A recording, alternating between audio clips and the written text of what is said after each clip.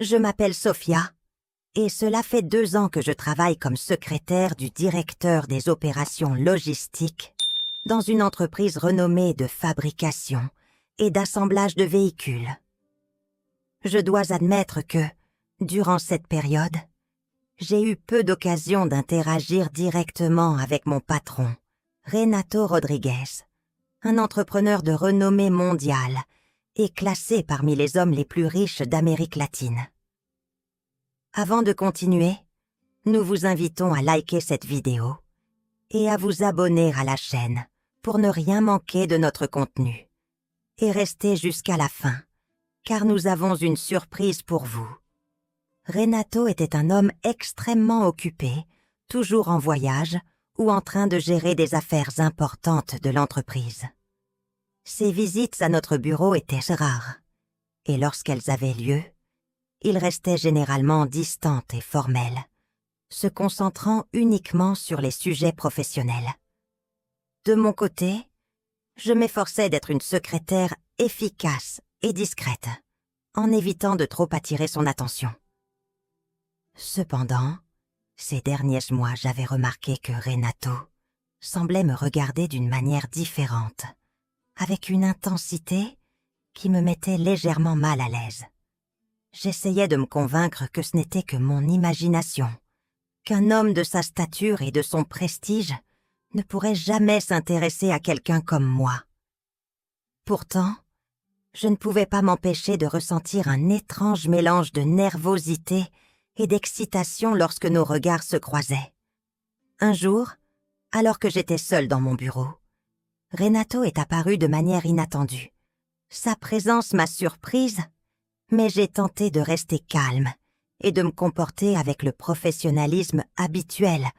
Cependant, je pouvais sentir que ses yeux parcouraient mon visage et mon corps d'une manière différente, avec une certaine appréciation que je n'avais jamais remarquée auparavant. Renato s'est approché de moi, et à ce moment-là, j'ai su que quelque chose avait changé. Son regard est devenu plus intense, et je pouvais sentir une sorte d'électricité dans l'air. Avant que je ne puisse réagir, il s'est avancé encore plus près, envahissant mon espace personnel, et m'a regardé droit dans les yeux. « Sophia, tu es une femme incroyablement belle, » murmura-t-il d'une voix grave. « Je ne peux pas m'empêcher de penser à toi. » Sa proximité me coupa le souffle, et je sentis mon cœur battre la chamade. Je savais que ce qui se passait n'était pas approprié, mais une partie de moi voulait désespérément croire que ces paroles étaient vraies. Renato rapprocha son visage du mien, et je pouvais sentir son souffle chaud caresser ma peau.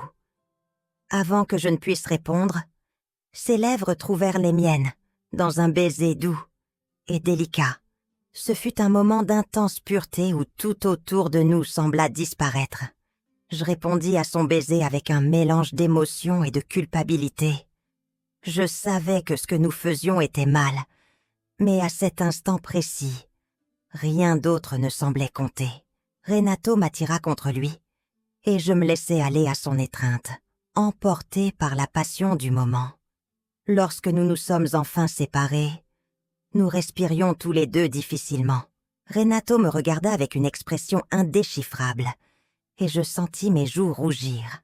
« Sophia, tu es une femme exceptionnelle, » dit-il dans un murmure. « J'aimerais que tu deviennes la responsable de toute notre région. Je sais que tu es la personne idéale pour ce poste. » Cette proposition me prit par surprise. Renato m'offrait une promotion, une reconnaissance pour mon travail et mon dévouement. C'était une opportunité dont j'avais rêvé et qui se présentait maintenant de manière totalement inattendue. Ne sachant pas comment réagir, j'acceptai immédiatement. Renato sourit, satisfait, et me serra à nouveau dans ses bras. Je ressentis un mélange d'émotion et de culpabilité, mais à ce moment-là, l'émotion semblait dominer. Dès lors, ma vie professionnelle prit un tournant inattendu. J'ai assumé la direction de la région et me suis consacrée avec acharnement à mes nouvelles responsabilités. Renato et moi avons gardé notre relation secrète, trouvant des moments à l'écart pour être ensemble et profiter de la passion qui nous unissait. Je dois admettre que, parfois, cette situation me submergeait. Je savais que ce que nous vivions n'était pas correct et que cela risquait de compromettre ma carrière et la réputation de Renato. Mais chaque fois que j'étais avec lui, tout le reste semblait perdre de l'importance. Notre relation devint un équilibre délicat entre le professionnel et le personnel. Nous faisions de notre mieux pour maintenir les apparences au travail, mais en privé, nous nous abandonnions à la passion qui nous consumait. Avec le temps, je me suis rendu compte que mon lien avec Renato allait bien au-delà de l'aspect physique. J'avais développé des sentiments profonds pour lui, et l'idée de le perdre me terrifiait. Cependant, je savais aussi que notre relation était pleine d'incertitudes, et qu'un jour ou l'autre, nous devrions faire face aux conséquences de nos actes. Pour l'instant, je me raccrochais aux moments d'intimité que nous partagions, aux regards complices et aux caresses furtives. Je savais qu'un jour ou l'autre, nous devrions prendre une décision.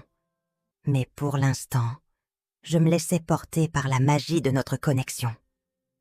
Notre relation clandestine continua de se développer au fil des mois. Renato et moi trouvions toujours des moments pour nous isoler, que ce soit dans son bureau, dans la voiture ou dans un hôtel discret.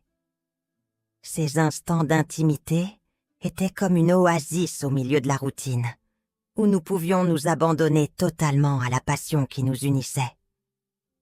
Cependant, malgré l'excitation et la connexion que nous partagions, je ne pouvais m'empêcher de ressentir de la culpabilité et de l'inquiétude. Je savais que ce que nous faisions n'était pas correct et qu'à un moment donné, nous devrions affronter les conséquences de nos actes. Je redoutais que notre relation puisse mettre en péril ma carrière et la réputation de Renato. Pourtant, chaque fois que j'étais avec lui, tout le reste semblait perdre de l'importance. Je me laissais envelopper par la chaleur de ses bras, par l'intensité de ses baisers et par la façon dont il me regardait, comme si j'étais la seule femme au monde qui comptait. Un jour, alors que je consultais des rapports dans mon bureau, Renato entra soudainement. Il y avait une urgence dans son regard qui me coupa le souffle. Sans dire un mot, il s'approcha de moi et me serra dans ses bras. Je pouvais sentir son cœur battre fort, et j'ai su que quelque chose n'allait pas. « Sophia, il faut qu'on parle, » dit-il dans un murmure. « Quelque chose est arrivé, et j'ai besoin de ton aide. » Inquiète, je l'ai accompagné dans son bureau, où il m'a révélé qu'un grave incident s'était produit dans l'une des usines de production. Plusieurs ouvriers avaient à moitié blessés, et les machines avaient subi des dommages considérables.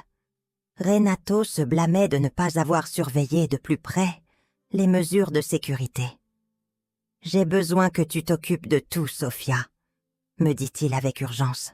« Tu dois te rendre à l'usine le plus vite possible et t'assurer que tout soit réglé au mieux. Je dois rester ici pour gérer la presse et les autorités. » J'ai acquiescé avec détermination, sachant qu'à cet instant, mon rôle en tant que sa collaboratrice principale était de répondre à la crise. Sans perdre de temps, je me suis mise au travail, organisant l'équipe et les ressources nécessaires pour intervenir sur le site affecté. Au cours des semaines suivantes, je me suis plongée entièrement dans la gestion de la crise. J'ai travaillé sans relâche, coordonnant les efforts, supervisant les réparations des machines et veillant à ce que les ouvriers blessés reçoivent les soins médicaux appropriés. Renato et moi avions peu de temps pour être ensemble, et nos interactions se limitaient à de brefs échanges professionnels. Malgré l'agitation et le stress, j'ai fait de mon mieux pour rester calme et efficace. Je savais que Renato comptait sur moi, et que l'avenir de l'entreprise dépendait en grande partie de ma capacité à gérer la situation. Finalement, nous avons réussi à surmonter la crise et l'usine a repris son fonctionnement normal. Renato m'a félicité pour mon travail et m'a récompensé avec une augmentation généreuse ainsi qu'avec la promesse de nouvelles opportunités de croissance au sein de l'entreprise. Cependant, malgré ce succès professionnel, je ne pouvais ignorer l'incertitude qui me tourmentait à propos de notre relation. Je savais qu'un jour ou l'autre, nous devrions affronter la réalité et prendre une décision concernant notre avenir. Un soir, alors que nous dînions ensemble dans un restaurant exclusif, Renato me regarda avec une expression sérieuse. « Sophia, je crois qu'il est temps de parler de nous, » dit-il avec précaution. « Ce que nous avons ne peut pas continuer ainsi. Tôt ou tard, quelqu'un va découvrir la vérité, et tout s'effondrera. » Je sentis un nœud dans ma gorge et hochai la tête en silence, consciente qu'il était inévitable d'avoir cette conversation. Je comprends que notre relation a été compliquée, poursuivit Renato. Mais je ne peux plus continuer à vivre avec cette angoisse. Je veux être avec toi, Sophia. Je veux que nous soyons un couple, ouvertement, et sans avoir à nous cacher. Ces paroles me prirent pire surprise. Renato était-il en train de suggérer que nous quittions nos postes et que nous nous concentrions sur notre relation? C'était une idée tentante, mais aussi effrayante. « Tu es en train de dire que tu veux que nous renoncions à tout ?» demandai-je, inquiète. « Que deviendront nos carrières, l'entreprise ?» Renato prit mes mains avec douceur et me regarda avec détermination. « Je sais que c'est un risque, mais je ne peux plus faire semblant que tu es juste ma secrétaire. Je t'aime, Sophia, et je veux que nous construisions un avenir ensemble, peu importe les conséquences. » Ces mots résonnèrent en moi, éveillant un mélange d'émotions. D'un côté, l'idée d'être avec Renato ouvertement, sans avoir à nous cacher, était un rêve.